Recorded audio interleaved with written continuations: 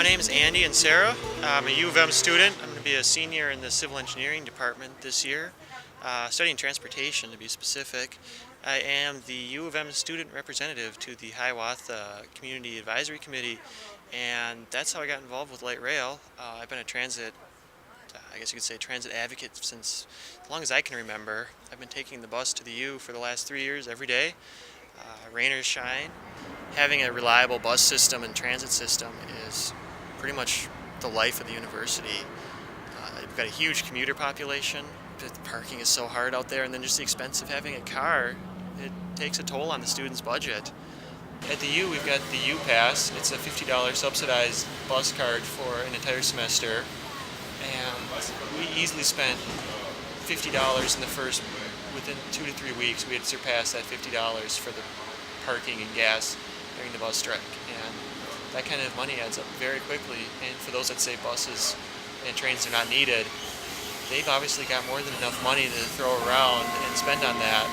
Mass transit costs so much less than having a car and having to pay for a car and all the related costs.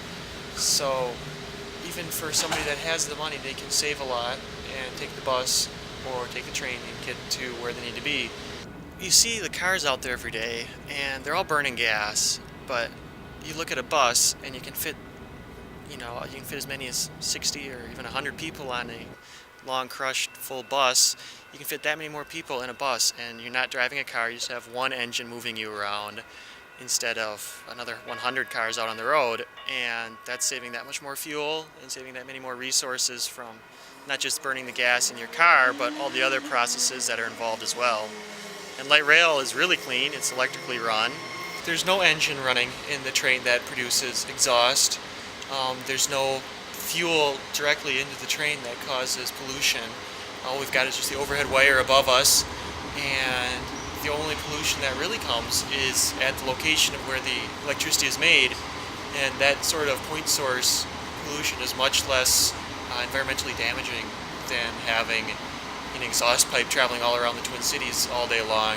It's a very smooth ride. It feels like we're actually a true big city finally. Trains operate easily in the rain, in the snow, in the ice. All of that is not a factor for trains. It's also faster than a bus because, again, you're not waiting for lights. You're not making a stop at every corner. You're able to make easy connections with other bus lines. And it's just a lot more, just more fun. People like trains as much as politicians say, oh, trains are outdated. You talk to people and everybody says, well, if I had a train that went to my neighborhood, I'd ride it every day. But if you give them that same option with the bus, they're like, well, maybe I'd ride it. But even though it's the same service, you give them the train option and everybody says, oh yeah, I'll take the train. Well, there's a lot of progress that's being made. It's just a matter of having the right people in charge of the state capitol, letting them know that these types of transit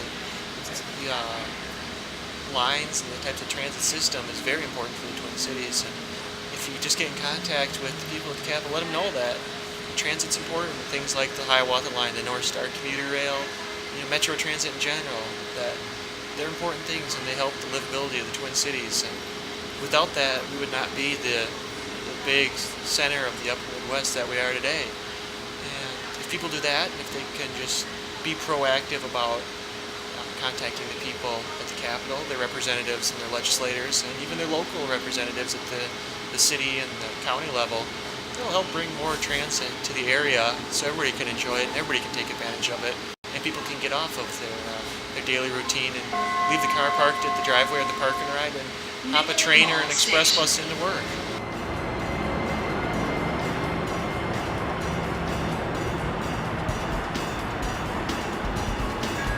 Public transit on public access. That's